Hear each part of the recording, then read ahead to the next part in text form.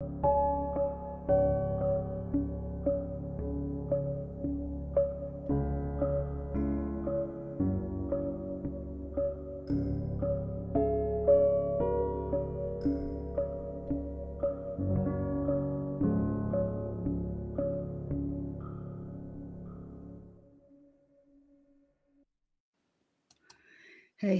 everyone. It's Isaiah. Welcome.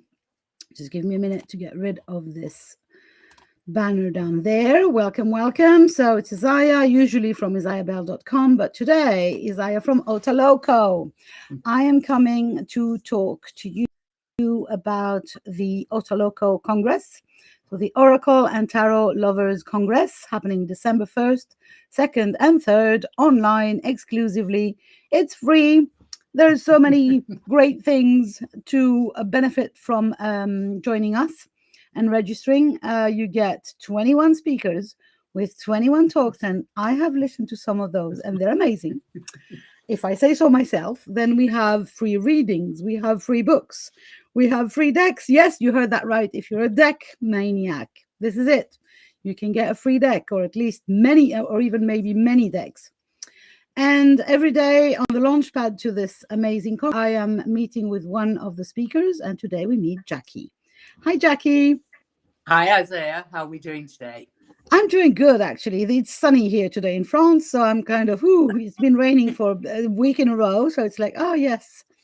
Thank you. Same in the UK. It is actually sunny for the first time in a long time. Awesome. So let's enjoy that. Get to the beach. I can't go to the beach anytime soon, but the forest is nice enough. Yes. Awesome. Absolutely. So let's remind anyone who's listening of the title of your talk, if you do remember it by heart, which I don't. So my title is How Tarot's Influenced My Life. Ooh. So I have been a big time, I'm guessing. Sorry? Big time, I'm guessing. Yeah, no, actually, it's interesting. Tarot's always been with me. It's been part of my life since I was 18, 19. I did have a break away from it, but it's back. I showed my decks. I've got 49 decks. So I'm not quite as obsessed as some people, but I'm getting up there. And I'm sure after this event I will have a few new yeah, decks. The thing is now we're also going to have this invitation to get decks on Deckable. So yeah, immaterial decks, which is even more decks. Oh my god. Yes. Anyway, I have for you, like all of my guests, questions. So you ready? Okay. One of them is a sin. So let's start with a series. Okay. And I know that you do readings. So I was wondering, how do you balance when you answer to people the spiritual and practical aspects? So, sometimes people want to know, very practical things on their lives. So as we know, the tarot has spiritual answers. So how do you balance that? Yeah. So for me, personally, when I work with people through the tarot, I give a reading with both, because to me, my journey is partly spiritual. It is a healing journey as well. So I do answer. I feel that everyone needs some spiritual guidance as well in a reading. Often with my deck, the angels come in. So I do find that the angels are supporting the people, and they do come and show their presence. So for me, the spiritual aspect is as important as the practical, because it brings that balanced overview of life as well. So I've never been asked that question. So it is an interesting question. You have caught me on the hop there for that one. But as I said, because I'm also not just a tarot reader, I'm a healer. So often the advice comes in healing as well on my readings. I don't tend to give the advice of you're going to find a lover by 3 red bricks, which I have heard before. No, mine is about moving yourself forward and loving yourself, that kind of thing. So for me, it's about empowering people and giving them choices on their journey that are right for them. So I'm not sure whether that has answered it correctly, but I think it's interesting. It's how questions functions. They are just opening up the conversation. Yeah. But yeah, it's I think it's really important to stress out. And I must say that you wouldn't have been invited to this Congress had you been the person that only helps, people direct to their love visit after the second turn on the right. Yeah, yeah. I believe that I believe in self-choice, or how do you call that? Self and determination. Free will. And free will. Yeah, I that's have to say, sorry, my English. Yes. Yeah, there is a responsibility, I think, with tarot readers, that you actually help people, but not give them a limited perception of what they should be doing. So I do feel there is a guidance that you have internally of what's right and what's not right.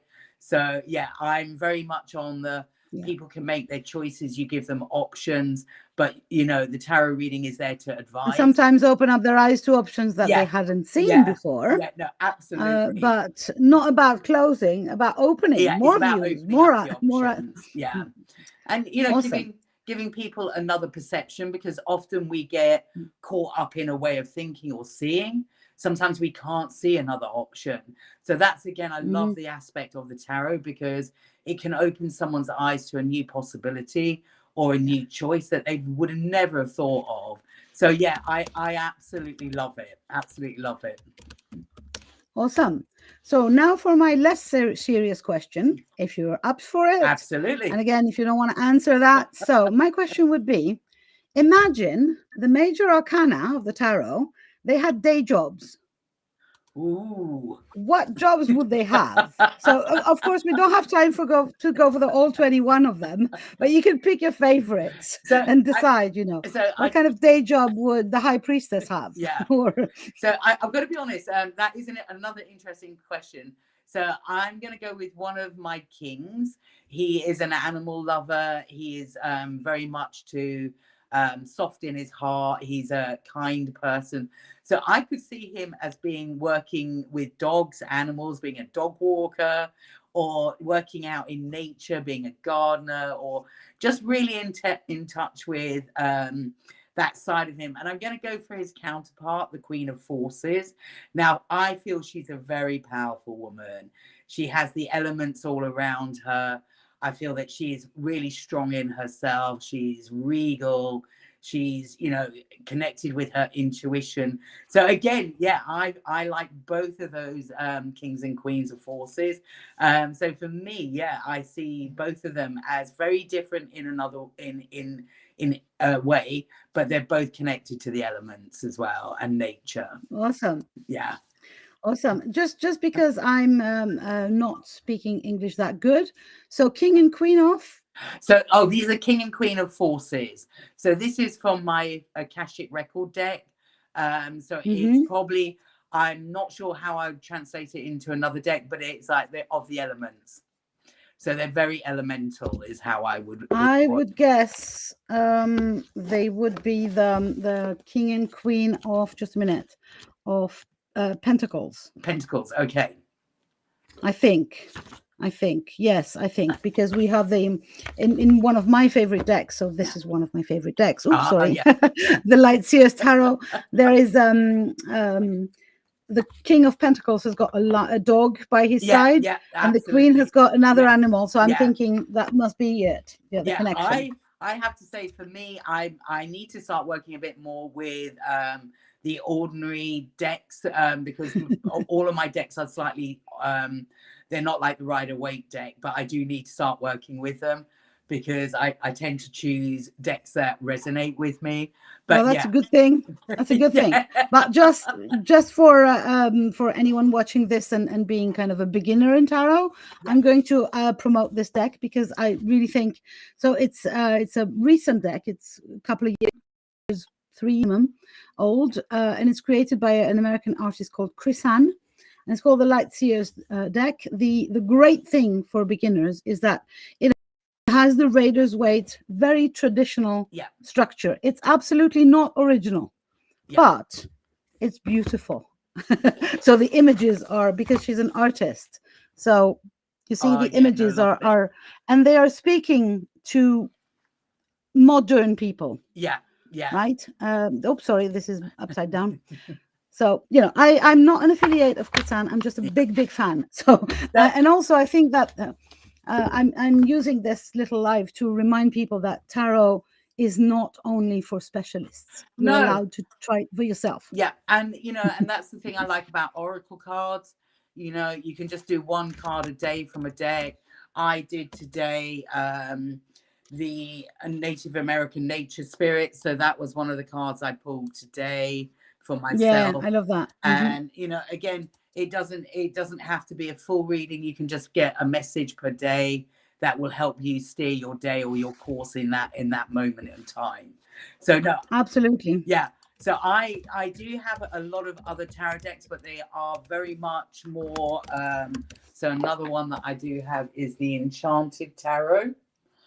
Ooh, I'm going to stop you there because we're over 10 minutes and we said we'd keep it short. And I know that if you're going to start sharing all your 49 decks, we're never finished. I'll stop now. So if you want to know more about Jackie, about her relation to the tarot, about how the tarot changed her life, join us in OTALOCO, December 1st, 2nd, and 3rd. You get to listen to her talk, obviously, but also she will be in some of our live panels. Yes. We'll have live panels with some of our speakers. So we get to chat and compare decks, I'll show you mine, I'll show you yours. Sounds lovely. Show you. And you get access to freebies and you get access to another 21 other speakers. Because actually I'm saying we're 21 speakers, but hey, there's 22 of us now because we have a guest of honor. We have Nick Kellett, president and CEO and founder of Deckable, coming to explain what Deckable is. So anyway, thank you very much, Jackie. I'm really excited to hear your talk, and I know for a fact that you're one of of the things that you are giving away is amazing. So just you guys register for the link somewhere around this, depending on which platform you watch. And if you don't find the link, or if you want to ask any more questions, please reach out either to Jackie, obviously, or to myself. Lots of love to everyone, and I'll talk to you soon. Bye for now. Thank you.